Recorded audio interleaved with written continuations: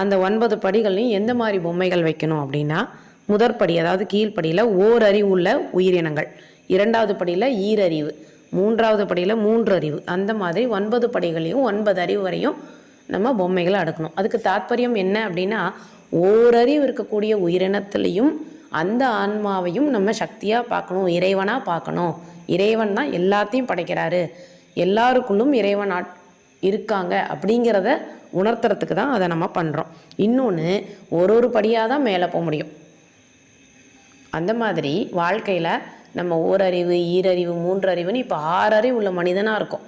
அந்த 5 அறிவு வரையும் நம்ம வாழ்க்கையில் பிறவி எடுத்து கடந்து வந்துட்டோம். இப்போ நம்ம மனித பிறவியில் 6 அறிவில் நிற்கிறோம். இப்போ திரும்பவும் முதல் படிக்கு போகக்கூடாது, புல் பூண்டாக பிறக்கக்கூடாது.